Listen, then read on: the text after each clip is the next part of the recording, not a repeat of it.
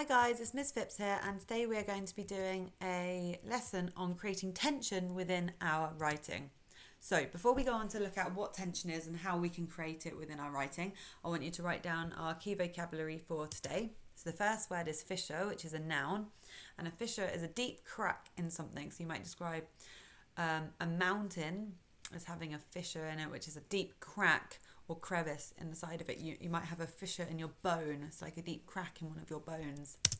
The second word is encapsulating, which is a verb. And if something is encapsulating, it encloses around you. So if you think about a capsule, whether that's like a time capsule or a capsule is in like a pill, it's enclosed around something inside of it. So if something is encapsulating, it's enclosing around you or enclosing around something else. You might describe the dark as being encapsulating. You feel that the darkness is completely enclosing around you. So I want you to pause the video, write these words down, try writing them in 2 sentences of your own, and then we'll move on. All right, so what is tension then, and how do we create it within our writing? So tension is a feeling of worry, which makes it difficult for you to relax. So if you think about films, horror films in particular, the director wants to create tension for you as an audience member, to make you feel worried, to make you feel anxious, so that you can't really relax because you don't know what's going to happen. So they might do this by using foreshadowing, like hints and clues that something bad's going to happen. They might do that with like sounds, with the lighting. So it might get dark, it might get cold for the characters, and you know that something bad's going to happen. They often might use music to create that tension. Obviously, we can't do that. We can't use music in our writing, but what we can do is use sentence types. So you could still use the same sort of things that directors do, like the foreshadowing, the character actions, but then our sentence types are like the music that we can't be using like a film does, but to make our writing flow in a certain way. So how do we create tension in our writing then? We could use foreshadowing. We could use sensory writing. So we want to be giving hints and clues that something bad is going to happen, or not always something bad, but quite often something bad. If there's a certain change in the sensory details, this is foreshadowing. So like a change in the weather, or a change in the setting, or a change in the sounds. For example, if it gets darker, if it gets quieter, if it gets colder, if there's a flickering light, if there's a crow squawking, this is all foreshadowing, hints and clues that something's going to happen, and it creates that tension. We can introduce some kind of problem to our narrative. So often we will be using foreshadowing to build up to the main problem, hints and clues that this main problem is coming. Show character emotion, feelings and actions. So how is your character feeling? What are they doing? What emotions do they have in response to the foreshadowing, or in response to the problem that you've introduced? And ultimately, to do all the above, we need to be using a variety of sentence types as well. So I'm going to show you my model, and then you're going to use this to craft your own piece of writing that uses sentence types to create tension. It's not so much a success criteria today, but more of a step-by-step slow writing task. So I've got, specific sentence types that I want you to be using per sentence, and also using a specific feature to build up your piece of writing. So here's my model. What I'd like you to do, I want you to pause the video, read through this model, and then maybe just do a few bullet points of where you think I've created tension within my writing. What have I done? What have I used to create that tension? And then we'll go through it together. All right, so I'm going to show you step by step then what I have done. So I've started with a sentence using a dash to set the scene, create the atmosphere that I want for my writing. So I've said it was silent, the type of silence that banished all tranquility and left a fissure of desperation opening within his chest. So immediately I've set the scene and created an atmosphere, a tense atmosphere for my reader. It's silent, there's no tranquility there. My character is feeling desperate, and that's immediately creating tension because it's using that foreshadowing and suggesting that something bad's going to happen. A complex sentence with my character action. He peeled his foot from the bed of leaves on the forest floor, desperate not to break the stillness of his surroundings. So I'm describing what my character is doing in this setting. just a reminder, this is the picture that I'm doing. Sorry, I didn't say that earlier, but this is the picture. I'm guessing we probably assume that as it's there, but that is my image. You're going to have a different one. Sorry, let's get back to this. 3, a sentence using a semicolon with more foreshadowing. I've already got a little bit of foreshadowing here, you know, with the silence and the stillness, but now I've got nothing but darkness loomed above the trees, a painful reminder of his loneliness. I've got 3 one-word sentences, again describing the atmosphere, encapsulating, engulfing, suffocating. So here I've talked about the darkness.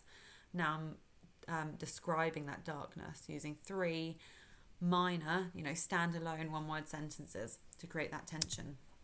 My character action, how is he acting as a result of this? Well, he almost couldn't breathe.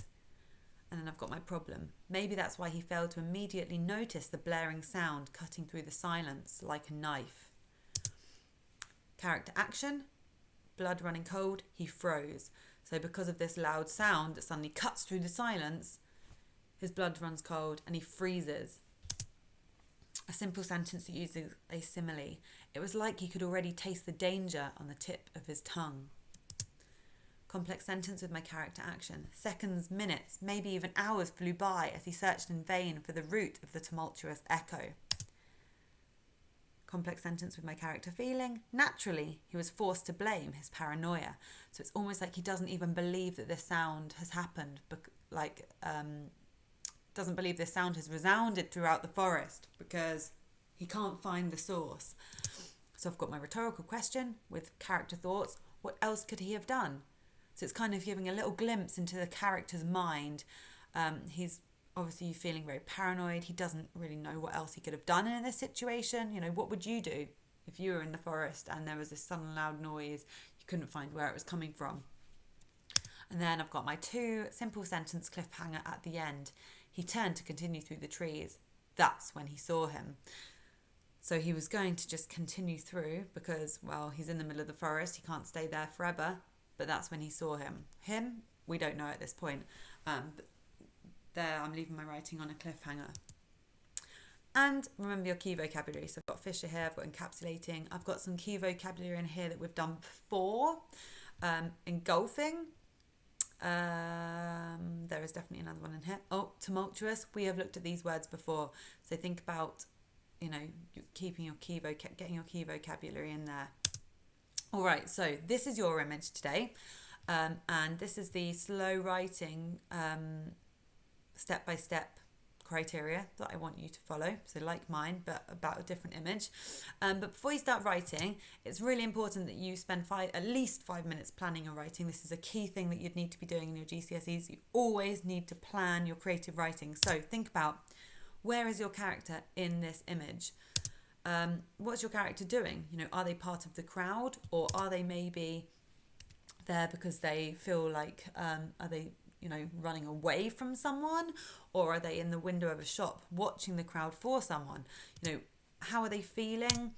How are you going to create foreshadowing? So maybe if your person's in the crowd, your character's in the crowd, maybe it's going to get louder, or maybe the crowd's going to slowly disappear. You need to decide that. Is it going to get like warmer, colder, noisier, quieter?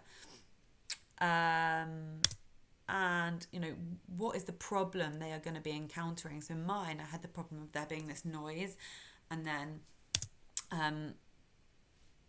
I've got my problem at the end, which is also my cliffhanger, you know, the fact that they saw someone there and didn't know who it was, or maybe they did know who it was, but I didn't specify. So how are you going to leave it on a cliffhanger, and what sensory details are you going to include? And I guess that links in with your foreshadowing. What specific details are you going to be including to create that tension? Once you have, you know, planned out all of these things, you can maybe, you know, start thinking about some vocabulary that you might use. You might start planning, you know, a simile. So if it's, what sensory details are you going to include? Well, maybe you might plan a simile that you're going to use in your writing. You know, you can answer these questions, but also start thinking about how you're going to plan in some of these things here as well. All right, so pause the video here. Spend at least 5 minutes planning your writing. I'd set a timer on your phone so you know that you've done at least 5 minutes planning, because it's really, really important. And then you can unpause and you can come back to my model here with this kind of step-by-step slow writing criteria. Okay, so pause it, do your planning, then come back to my model, have it up to help you, and then you can get writing and you can go through this step-by-step, really thinking about how you're going to create that tension throughout. All right, so give this a go, and once you're finished, please send it over to me, because I really, really do love reading your work. And if you're finding things a little bit difficult, really just try and give it a go. And you can also email me. I'm always here to answer any questions. So give it a go and let me know how you get on. All right. Thanks, everyone.